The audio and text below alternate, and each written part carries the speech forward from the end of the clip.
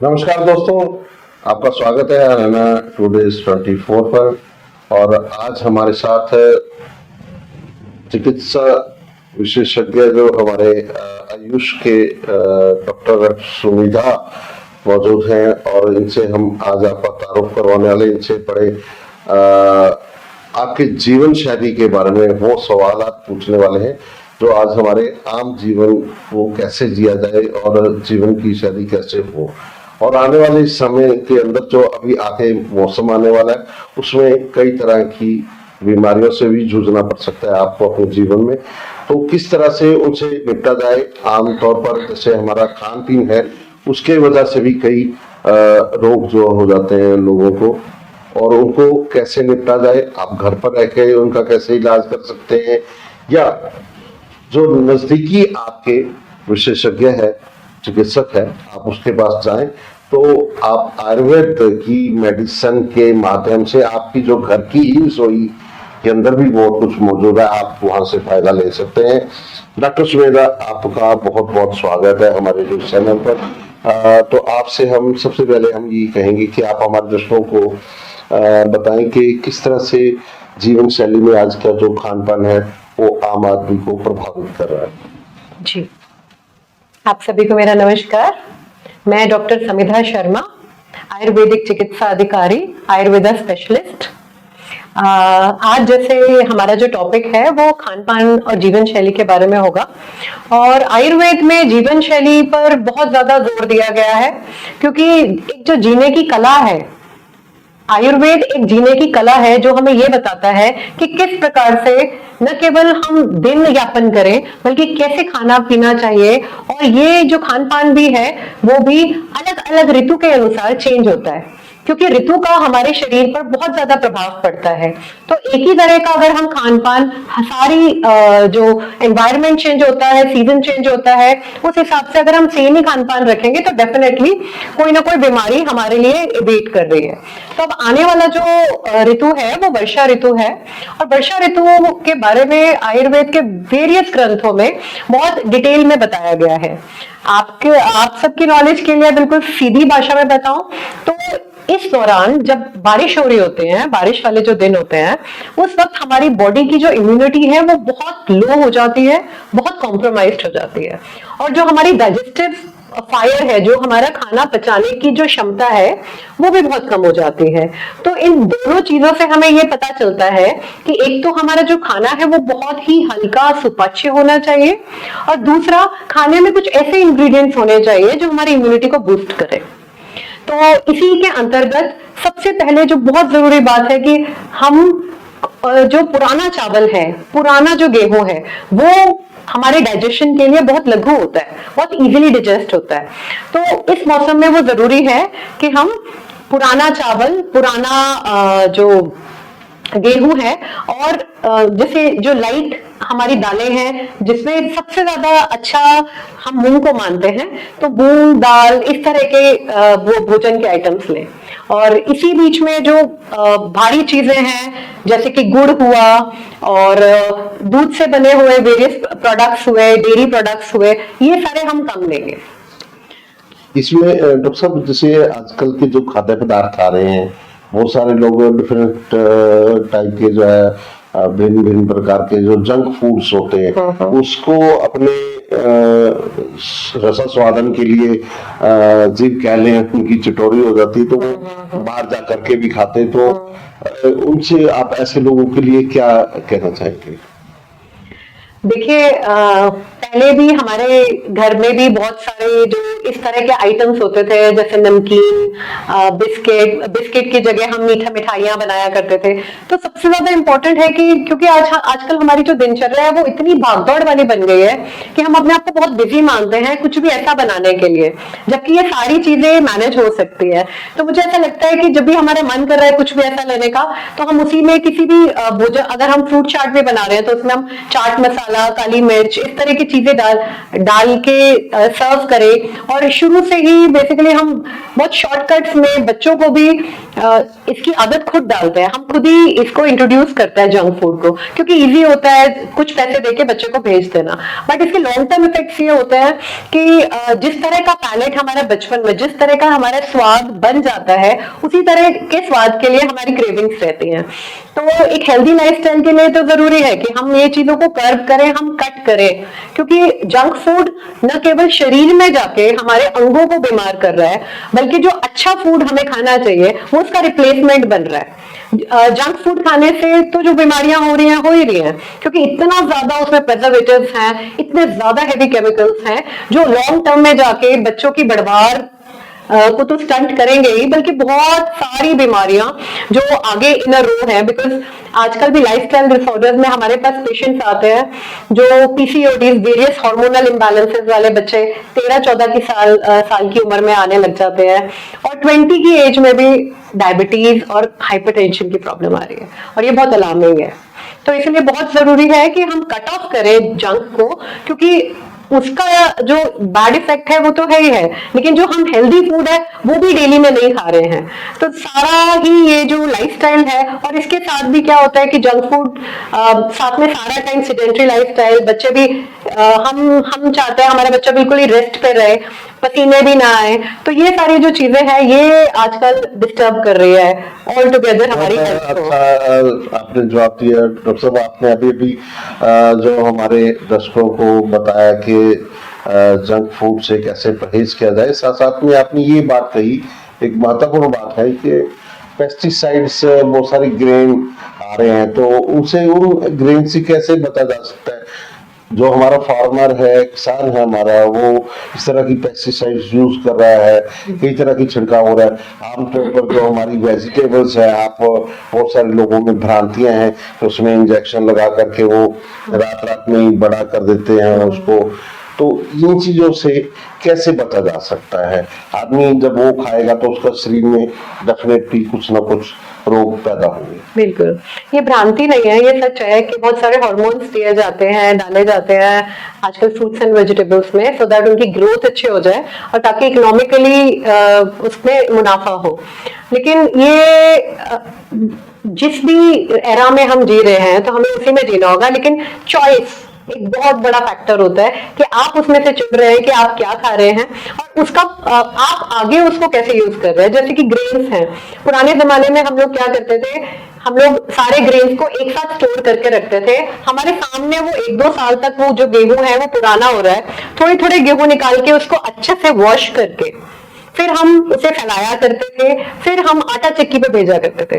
तो आज भी ये वाला जो सिस्टम है, जितना ज्यादा आप फ्रॉम द फार्मर आप होल ग्रेन ला रहे हैं, आप उसको वॉश कर रहे हैं अच्छे से और फिर यूज में ला रहे हैं। अब जैसे दालें हैं, दालें हमारी पैक्ड आ रही हैं, तो मैं एडवाइस करूंगी कि दालों को कम से कम 3 या 4 बार आप अच्छे से वॉश कीजिए। चाहे दाल है, चाहे चावल है, कुछ भी जो ग्रेन वाला है वो चीजों को आप अच्छे से थॉरली वॉश कीजिए। और दालों के लिए एक और खास बात है कि अगर हम दालों को थोड़ा टाइम भिगोने के बाद हम उनको कुक करते हैं तो डेफिनेटली दाल में प्रेजेंट कुछ ऐसे एंजाइम्स होते हैं जो दालें इजिली डिजेस्टेबल बन जाती हैं।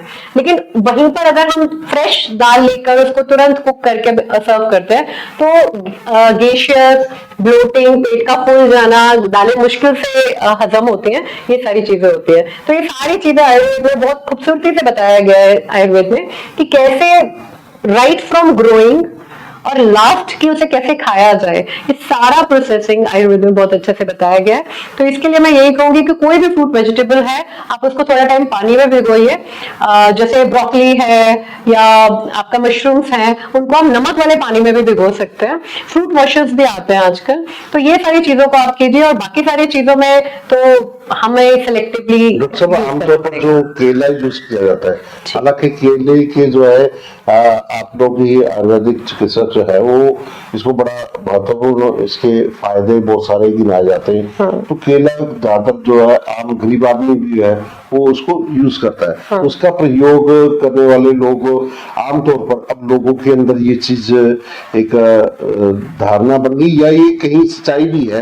एक जगह हमने वीडियो भी देखे हैं, सोशल मीडिया पर वायरल हो रहे हैं। केले को, कच्चा केला जो है वो एक पानी की बाल्टी में भिगो दिया जाता है, तो दिखाया जाता है कि एक उसने बोतल ली, उस पानी के अंदर डाली, उसके बाद वो उस पानी के अंदर से केला निकाल के रख दिया, और वो एक ही दिन के अंदर, चंद घंटों के अंदर ही पक जाता है। तो ऐसे में बचाव कैसे किया जाए, उसके बारे में क्या कहेंगे? फिर मैं वही बोलूंगी कि मैं तो पूरी तरह से स्टिक करती हूँ आयुर्वेद के रूल्स के साथ। आयुर्वेद में ये बोला है कि आप जहाँ पैदा होते हैं, आप जहाँ हैं, वहीं का लोकल सीजनल खान पान जो आप खाएंगे वो आपको स्वस्थ रखेगा। तो ओवर द टाइम अगर आपके एरिया में केले उग नहीं रहे हैं, तो मुझे ऐसा लगता है कि लॉन्ग टर्म केले का इस्तेमाल भी ना कीजिए। जो लोकल सीजनल, जो जहां पर उग रही है हमारे आसपास की फल सब्जियां, कृषि हमारी लोकल है, पैदा स्थानीय क्षेत्रीय हमारी कृषि उत्पादन है, उसी को ज्यादा प्रयोग किया जाना चाहिए। डॉक्टर साहब बहुत अच्छी बात की, लेकिन यहाँ तो आमतौर पर जो महिलाओं के अंदर तो एक धारणा ये बन गई, एमपी का गेहूं खाना है, आप कह रहे हैं देसी गेहूं, देसी जो क्षेत्रीय हमारा पैदावार है कृषि, वो खाएं, तो इसके बारे में क्या कहेंगे? आपने स्वयं उसका जवाब दिया कि धारणा बन गई है, तो मैं ऐसे धारणा ही कहूंगी। बाकी ऐसा नहीं है कि हम हरियाणा में रह रहे हैं तो एमपी, मतलब इंडिया इज अ सब कॉन्टिनेंट, और ऐसा नहीं है, अच्छी चीज आप खा सकते हैं, लेकिन ये चीज हमारे फ्रूट्स एंड वेजिटेबल्स पे ज्यादा लागू होती है। और जैसे मैंने बताया कि जो धान भी है, चाहे धान की बात हो या गेहूं की बात हो, जितना पुराना होता जाता है, जैसे 1 साल पुराना बेस्ट माना जाता है, तो वो बिल्कुल लाइट ऑन डाइजेशन होता है। और इसी तरह से आयुर्वेद में ये भी बोला है कि जब शरद ऋतु है, जैसे ठंडी वाला मौसम होता है, जब हमारी भूख बहुत ज्यादा होती है, तो उस मौसम में हम नया गुड़, नया धान, अन्न ये भी खा सकते हैं, क्योंकि उस टाइम पे डाइजेस्टिव फायर बहुत अच्छी होती है। अभी जैसे डॉक्टर साहब ये गर्मी का ग्रीष्म ऋतु चल रहा है, फिर आने वाले सर्द ऋतु भी शुरू हो जाएगा, तो आमतौर पर हमारे यहाँ जो हमारा क्षेत्र है उत्तर भारत या उत्तर हरियाणा की तरफ या पूरे हरियाणा में ज्यादातर लोग जो है वो चावल का या आटे का ही इस्तेमाल करते हैं, गेहूं के आटे का। गेहूं का आटा कितनी मकदार में खाना चाहिए, चावल कितना खाना चाहिए, उसमें जो लोग बाजरा नहीं खाते हैं या दूसरी चीजें, वो उसके बारे में आप थोड़ा सा अवगत करवा दीजिए। गेहूं के साथ जब हरित क्रांति हुई थी, तो गेहूं के साथ जेनेटिकली मॉडिफाइड गेहूं आजकल हमें जो मिलता है, तो उसके साथ थोड़ी चेंजेस आए थे, जिस वजह से आजकल जो ग्लूटेन और दूसरे एंजाइम्स की मात्रा है वो गेहूं में ज्यादा बढ़ी हुई पाई जाती है। तो लेकिन स्टेपल फूड जो नॉर्थ इंडिया का है वो गेहूं और चावल ही है, तो स्टेपल फूड तो नहीं छोड़ेंगे। और साथ में अगर हम देखते हैं तो बहुत लोग आजकल बात चलती है कि आप कार्ब्स को कट कर दीजिए, कंप्लीटली आप गेहूं चावल छोड़ दीजिए, तो ऐसा भी मैं नहीं मानती कि पूरी तरह से छोड़ देना चाहिए, लेकिन एक कंप्लीट जो थाली है हमारी, वो बैलेंस्ड फूड तो होना चाहिए उसमें। और दूसरी बात, जब हम बात करते हैं कि दाल और चावल, तो हम ये रिसर्चेस ने भी प्रूव किया और अदरवाइज भी, ये कंप्लीट फूड है। जो दाल और चावल का जो कॉम्बिनेशन है, हमारे सारी बॉडी में जो सारे इसेंशियल इम्यूनो एसिड्स होते हैं, कंप्लीटली बेस्ट होता है। बिल्कुल ठीक है आपने। इसमें हमारे अक्सर कहा जाता है कि नहीं, बाजरा भी खाना चाहिए, गेहूं के अंदर ये वाली दाल भी पिसवा लेनी चाहिए, ये भी हो जाना चाहिए, उसके बारे में थोड़ा सा प्लीज। बेसिकली जो दूसरे धान है वो भी सीजन के हिसाब से खाए जाते हैं, जैसे कि जो बाजरा है आम आदमी नहीं खाता। हाँ, पहले खाया जाता था, पहले घर में, घरों में, गांव में रेगुलरली बाजरा खाया जाता था विंटर्स में। और जो जौ है वो है समर फूड। और हमेशा कभी भी ये जो हमारे धान है, जो छोटे धानों की श्रेणी में आते हैं, तो ये वाले हमेशा घी के साथ खाने चाहिए। और जैसे इस मौसम में कभी भी हम, आजकल बहुत पेशेंट्स पूछते हैं कि हम मिक्स ग्रेन खाएं क्या, तो मिक्स ग्रेन मेरे हिसाब से कभी भी नहीं खाना चाहिए, क्योंकि इस मौसम में अगर आप खा रहे हैं तो जौ आप खा सकते हैं गर्मी के सीजन में, वहीं अगर आप बाजरा खाएंगे तो बाजरा गर्मी करेगा, वो नुकसान करेगा। और विंटर सीजन में आप बाजरा की चाहे राब बनाए, राबड़ी बनाते हैं, बहुत सारे लड्डू बनाते हैं, वो सारी चीजें खाएं। तो ये भी ये सारा करने में भी हमें सीजन वाइज सोचना पड़ेगा। बहुत महत्वपूर्ण बात बताई है हमारे पाठकों को, आपको, हमारे दर्शकों को आपने, कि किस सीजन में जो है वो बाजरा इस्तेमाल करना है, जौ इस्तेमाल करना है, कितनी मात्रा में करना है, और उसको रोस्टेड करके खाया जाए या तल के खाया जाए या देसी घी के साथ खाया जाए। घी अपना बहुत important है। उसमें आप जो है हमारा गन्ने की उत्पादन जो है वो काफी किसी की यहाँ होती है, और वो देसी गुड़ जो है उसका कैसे इस्तेमाल किया जाए। डॉक्टर साहब, अब हम चलते हैं हमारी जीवन शैली में। आज की जो ऋतु अब आगे जो है वो बरसातें स्टार्ट होने वाली हैं, तो आप उसके लिए क्या लोगों को हिदायत करना चाहेंगे? किस तरह के रोगों के साथ लोग कई बार उलझ जाते हैं और उसका इलाज नहीं कर पाते, या वो ऐसा जानलेवा भी साबित हो जाता है रोग, तो उसके लिए थोड़ा सा बताएं। देखिए, बरसातों में जैसे मैंने बताया कि सबसे पहले तो आप अपना फूड बहुत हल्का लीजिए, क्योंकि अब कई ज्यादातर ये ट्रेंड बना हुआ है कि जैसे बारिश होती है तो सब लोग कहते हैं चलो पकोड़े बना ले, ये सब खा ले। जब हम ओवरडोज करते हैं ऐसी चीजों का तो डेफिनेटली हमारा जो पाचन तंत्र है वो डिस्टर्ब होता है, और पाचन तंत्र अगर ठीक नहीं रहता तो डेफिनेटली उसका सीधा प्रभाव हमारे बॉडी पार्ट्स, बॉडी जॉइंट्स और हमारे बोन्स की हेल्थ पे पड़ता है। यानी कि डायरेक्टली यही है कि इस मौसम में वात ज्यादा बढ़ता है। हमारे वात पित्त कफ 3 दोष है, उसमें से वात ज्यादा बढ़ता है, और वैसे तीनों दोष इस सीजन में सबसे ज्यादा डिस्टर्ब होते हैं, मतलब इस वक्त सबसे ज्यादा वीक होता है बॉडी। तो जैसे हम किसी वीक पर्सन को जो डाइट प्लान बनाते हैं उसी तरह से इसमें चलेगा कि हम बिल्कुल हल्का खाना देंगे।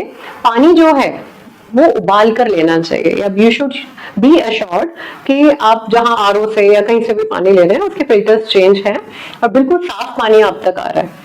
इसके साथ साथ जो डिजीजेस जो आप बता रहे हैं वो तो मस्कीटो बोन डिजीजेस हैं, जैसे डेंगू और मलेरिया, आगे आगे जैसे जैसे पानी इकट्ठा होता रहता है तो जो पानी नहीं मूव करा वहाँ मलेरिया होने के चांसेस ज्यादा है, और जो पानी मूवमेंट वाला भी है फ्रेश वाटर में हमारा डेंगू और चिकनगुनिया ये सारा, तो हमें वो ड्राइनेस का ध्यान रखना है। इसके साथ साथ हमारे जो एयर है उसमें भी बहुत नमी होती है, जिस करके हमारी स्किन भी प्रोन हो जाती है फंगल इन्फेक्शंस के लिए, बैक्टीरियल इन्फेक्शंस के लिए। इन्फेक्शंस ज्यादा बढ़ते हैं स्किन के इन्फेक्शंस, तो ऐसे टाइम में हमें अपनी स्किन को ड्राई रखने की कोशिश करनी है। 2 बार भी नहाया जा सकता है, बिल्कुल साफ सुथरे कॉटन क्लोथ्स इस्तेमाल करने चाहिए, और इसके साथ साथ चंदन का पैक, मुल्तानी मिट्टी पैक पूरी बॉडी पे भी हमारा आयुर्वेद में बहुत बताया गया कि कैसे जो फ्रेश पुष्प हैं उनकी मालाएं धारण करना, इस तरह की जो चीजें हैं, अपने आप को सेंटेड रखना, फ्रेग्रेंट रखना, तो ऐसा बताया गया है। इसमें जैसे अभी फ्रेगनेंट वाली बात की, मैंने तो ज्यादातर जो शिक्षित गृहिणियां हैं, लड़कियां हैं, वो परफ्यूम वगैरह का इस तरह के कई सेंट्स वो यूज करती हैं, तो क्या उनको ऐसे मौसम में क्या इतना ज्यादा मेकअप करना चाहिए? देखिए, मेकअप के बारे में बहुत बड़ी ज्यादा कोई टिप्पणी नहीं करना चाहूंगी, वो सबकी अपनी पर्सनल चॉइस है, बट यस जिस तरह से आपने स्किन के लिए बोला, तो उनको इस तरह की एलर्जिक प्रॉब्लम भी हो सकती है, स्किन को सेव करने के लिए वो ज्यादा मेकअप करे नहीं करे, कितना करे, कैसे, इसके लिए वो उनको आप क्या सावधानियों? मैंने जैसे बताया कि चंदन के लेप और मुल्तानी मिट्टी का लेप, इसके साथ साथ ना हम बॉडी पे उपटन लगा सकते हैं डायरेक्टली। बहुत सिंपल सा उपटन की मैं आपको बताती हूँ कैसे बना सकते हैं। आप 2 चम्मच आप बेसन लीजिए, 2 चुटकी उसमें हल्दी डालिए, थोड़ा सा शहद, और अगर आपकी स्किन ड्राई है तो आप थोड़ा सा सरसों का तेल डाल सकते हैं, नहीं तो अदरवाइज इसको ऐसे ही और पूरी बॉडी पे पानी के साथ थोड़ा इसका पेस्ट बना के पूरी बॉडी पे रब कीजिए, और जस्ट 5 मिनट छोड़ के आप नहा लीजिए। ये आप अपने बाथरूम में ही कर सकते हैं। तो इससे क्या है, जो आपके जो पोर्स हैं वो ओपन अप हो जाते हैं और क्लेंस हो जाते हैं, डीप क्लेंसिंग, तो इन्फेक्शन के चांसेस नहीं रहते हैं। इसके साथ नीम के पानी से नहा सकते हैं। पुराने टाइम में मीन्स 1-2 महीने पहले इस वाले मौसम में हम नीम की पत्तियां तोड़ के रख लीजिए, उनको ड्राई कर लीजिए। वो ऐसे ड्राई पाउडर भी यूज कर सकते हो, डायरेक्टली नीम की पत्तियां तो बहुत ही अच्छी है, तो उनको भी नीम की पत्तियों को उबाल के उसका उसके पानी से नहा सकते हैं। डॉक्टर साहब, आजकल गर्मी का मौसम चल रहा है, आगे वाला जो सीजन है वो भी एक ह्यूमस का एक ऐसा क्योस सा बन जाएगा मौसम। तो आमतौर पर हर इंसान को प्यास बहुत ज्यादा लगती है और पानी का इस्तेमाल होता है। क्या लगता है, पानी कितना इस्तेमाल करना चाहिए, नहीं करना चाहिए? कई बार लीवर के ऊपर भी वो खान पीन जो है इस तरह से डाइजेशन जो हमारी कई बार खराब हो जाता है, तो उसके लिए हमारे दर्शकों को क्या बताना चाहिए? जी, अभी जैसी वेदर है, पानी बेसिकली हर किसी की रिक्वायरमेंट अलग होती है according to the different configuration, यानी अब वातज पित्तज कफज जो आपकी प्रकृति टाइप है या जिस टाइप सबका डिफरेंट कॉन्फ़िगरेशन होता है। सो एक तो आपकी पर्सनल, कई लोगों को ज्यादा प्यास लगती है, कई लोगों को बिल्कुल भी नहीं लगती है। अब समर्स में डेफिनेटली अगर आप बहुत ज्यादा ह्यूमिडिटी वाले एरिया में हैं, आप बहुत ज्यादा वर्कआउट कर रहे हैं, पसीना ज्यादा आ रहा है, तो आप ज्यादा पानी पीजिए। अगर आप सारे दिन एसी में है, बिल्कुल भी नहीं और आपको प्यास भी नहीं लग रही, तो थोड़ा थोड़ा सिप सिप करके बीच बीच में आप पानी पीजिए। अब ऐसा निर्धारित करना कि 8 गिलास या 16 गिलास, ये मुश्किल होगा, क्योंकि ये आप अकॉर्डिंग टू द पर्सन, उसका कितनी एक्टिविटी है, उसकी बॉडी को कितनी रिक्वायरमेंट है और अदर फैक्टर्स ऑल्सो, तो इस पे डिपेंड करता है। इसके साथ साथ पानी, जब हम खाने की बात करते हैं तो खाने के साथ थोड़ा सा पानी हमें जरूर पीना चाहिए।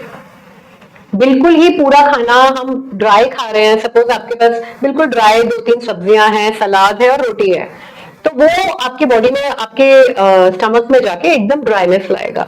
तो उस बीच में हम थोड़ा थोड़ा पानी, इतना सा पानी हम सिप सिप करके पी सकते हैं। खाने के जस्ट पहले बहुत सारा पानी पीना या खाने के तुरंत बाद बहुत सारा पानी पीना डेफिनेटली इंडिजेशन कॉज करेगा और इंडिजेशन की वजह से आपका खाना अच्छे से पाचन नहीं होगा, जिस वजह से कॉन्स्टिपेशन हो सकती है, ब्लोटिंग हो सकती है, तो ये सारी प्रॉब्लम्स आती हैं। आखिर में डॉक्टर सुमेधा, आपसे एक सवाल बस पूछना चाहूंगा कि अब आने वाले मौसम में कई तरह की बीमारियां जो पैदा होती हैं, तो घर पर रहते हुए, जैसे हमारे यहाँ कहा जाता है कि शायद हमारी घर की जो दादी की रसोई या नानी की रसोई बोल देते हैं, तो वही एक आयुर्वेदिक की एक वो आप कह सकते हैं दुकान है। उनके जो घर में मसाले यूज होते हैं, हम उसी में से सारा कुछ इस्तेमाल करते हैं। आयुर्वेदिक के अंदर बहुत सारी और भी जड़ी बूटियां होती हैं, लेकिन घर पर शायद वो जड़ी बूटियां नहीं होती, लेकिन जो कुछ मसाले होते हैं, तो आप ऐसे लोगों को क्या सजेस्ट करेंगे कि वो घर पर रह के या चिकित्सक के पास जाके, विशेषज्ञ के पास जाके आयुर्वेद से किस तरह के लाभ उठाएं और अपना परहेज करें? आखिरी सावधानी उनके लिए किस तरह की सजेस्ट करेंगे? देखिए, सावधानी तो ये है कि सबसे पहले तो मैं कहूंगी कि आपको कोई भी अगर एजुकेशनल इंफॉर्मेशन चाहिए, चाहे वो खान पान के बारे में हो, चाहे आयुर्वेद की औषधियों के बारे में हो, तो आप प्रॉपर साइट्स पे ही जाइए। ये जो इतना ज्यादा जो सर्कुलेशन में इंस्टाग्राम और दूसरे उनमें आता है, तो हर चीज को बस सुन के ही फॉलो ना कर ले। दूसरी बात, जहां तक कि हमारे मसालों की है, तो लवण अदरक का जो यूज है, यानी कि नमक और अदरक का रस, तो अगर हम खाने से पहले ये लेते हैं, जब एवरी डाइट से जस्ट थोड़ा पहले या आफ्टरनून के खाने से पहले थोड़ा सा अदरक का पीस, उसका जूस कर लीजिए और उसके अंदर थोड़ा सा लवण डाल लीजिए, नमक डाल लीजिए, खाने से पहले लेंगे, और थोड़ी सी काली मिर्च भी उसमें, तो डेफिनेटली उससे डाइजेशन बहुत इनहांस हो जाएगा, आपका खाना बहुत अच्छा पाचन हो जाएगा और वर्षा ऋतु में ये बहुत अच्छा काम करेगा। इसके साथ साथ गाय का घी बताया गया है। गाय का घी जब आप यूज कर रहे हैं, तो हमारी बॉडी को घी की बहुत इंपॉर्टेंट जरूरत होती है डेली बेस पे। तो ये जो घी है, इस पे पराठे ना बनाने की बजाय आप दाल चावल जब आप सर्व कर रहे हैं दाल, तो उसके ऊपर आप डाल के यूज कीजिए, क्योंकि बहुत सारी जो फैट सॉल्युबल विटामिन हैं वो बॉडी में एब्जॉर्ब नहीं होंगे अगर हमारे पास बॉडी में फैट नहीं है भोजन के थ्रू। तो ये बहुत इंपॉर्टेंट है कि सब लोग सोचते हैं कि शायद डाइटिंग करेंगे तो बिल्कुल ही घी से दूर हो जाए, तो गाय का घी बेस्ट बताया गया है। और जैसे मैंने बताया, गेहूं चावल ये आप पुराने यूज करेंगे। और डेफिनेटली कभी भी आपको कोई भी प्रॉब्लम लगती है, आपको बुखार आ रहा है, आपको बहुत बुरी तरह खांसी हो रही है, तो उस टाइम पे मैं ये जरूर बोलूंगी कि या जैसे अभी तेज बुखार है, आपको मलेरिया हो सकता है, चिकनगुनिया हो सकता है, तो आप घर के घरेलू नुस्खों से पहले आप अपने चिकित्सक के पास जाके आपने चेकअप जरूर कराइए, क्योंकि कई बार क्या होता है आप 1-2 दिन तक आप वो काढ़े वगैरह बना के पीते रहते हैं और वो लेट होता है। तो डेफिनेटली जैसे मैंने बताया कि काली मिर्च, ये तो डेली बेस पे काली मिर्च, हल्दी का दूध, ये तो हमें करना ही करना है अपनी सेहत को अच्छा रखने के लिए। डेली व्यायाम बहुत इंपॉर्टेंट है, क्योंकि व्यायाम सिर्फ हमारे शारीरिक सौष्ठव या हमारी फिजिकल बिल्ड के लिए इंपॉर्टेंट नहीं है, ये इम्यूनिटी को भी इनहांस करता है। तो ऐसे मौसम में इम्यूनिटी इनहांस करने के लिए हमें व्यायाम करना है। खासकर वर्षा ऋतु में बताया गया कि बहुत ज्यादा स्ट्रेनियस एक्सरसाइज या बहुत ज्यादा थकाने वाली एक्सरसाइज नहीं करनी है, क्योंकि ऑलरेडी बॉडी का जो बल है वो कम होता है। तो इसी के साथ मैं बहुत बहुत धन्यवाद करना चाहूंगी आपका, और आप सभी दर्शकों से भी मेरी अनुरोध है। डॉक्टर साहब, आखिरी एक सवाल, थोड़ा यहाँ आपने देसी घी के इस्तेमाल की बात की, वो भी गाय का जी, लेकिन बहुत सारे लोग यहाँ पर डॉक्टरों को मना करते हैं कि देसी घी इस्तेमाल नहीं करना, आप जो मस्टर्ड ऑयल, सरसों का तेल इस्तेमाल करें, क्योंकि वो हृदय रोग पीड़ित भी होते हैं। इसमें ऐसे लोगों के लिए एक छोटा सा जवाब, तो उसके बाद हम इजाजत लेंगे। जी, सरसों का तेल अच्छा है कई मायने में, लेकिन जैसे पित्त के पेशेंट्स हैं उनको हम मना करते हैं, क्योंकि उससे पित्तज रोग बहुत ज्यादा बढ़ जाते हैं, जिनको एसिडिटी है या जो गर्म तासीर के जिनको रोग हैं, उस तरह से हम सरसों का तेल उनको कम कराते हैं। और डेफिनेटली हर हेल्दी पर्सन को हेल्दी रहने के लिए गाय का घी हम जरूर बेस्ट मानेंगे। और जहां पर रिस्ट्रिक्शंस की बात है, हार्ट पेशेंट्स को हम डेफिनेटली रिस्ट्रिक्ट करते हैं, लेकिन पूरी तरह 100% बिल्कुल अवॉइडेंस तो डेफिनेटली नहीं करेंगे। जैसे मैंने आपको बताया कि ओमेगा 3 फैटी एसिड भी जो है, जो हम स्पेशली हार्ट पेशेंट्स को देते हैं उनके अच्छे कोलेस्ट्रॉल को मेंटेनेंस करने के लिए, that is also form of fatty acid. तो वो डेफिनेटली हमारी बॉडी को चाहिए ये चीज। तो बस the answer is, the key is moderation, कि हम उसको रिस्ट्रिक्ट करके थोड़ी मात्रा कर देंगे। बहुत बहुत धन्यवाद डॉक्टर सुमेधा। तो आप हमेशा सतर्क रहें, सावधान रहें और अपने नजदीकी किसी भी आयुर्वेद चिकित्सक के पास जाकर के उनसे सलाह मशवरा किए बिना आप घर पर रह करके ही सिर्फ अपने उपचार मत करिए, इससे भी आपको बचना है। और अपनी दिनचर्या को और बेहतरीन बनाने के लिए आप डॉक्टर सुमेधा के पास भी यहाँ आ सकते हैं। जो भी आसपास आपके कोई दूसरे और चिकित्सक है, सरकार की तरफ से जगह जगह जो है इस तरह के बहुत बेहतरीन चिकित्सक जो है वो अपने संस्थान के अंदर इस तरह से आयुर्वेदिक के, आयुष के खोले गए हैं। आप वहां जाकर के भी उनसे परामर्श भी ले सकते हैं और अपना चिकित्सा भी करवा सकते हैं। इसी के साथ हम आपसे इजाजत लेंगे, फिर नए टॉपिक के साथ आपसे फिर मिलते हैं। आज के लिए इतना ही, इजाजत दीजिए, धन्यवाद।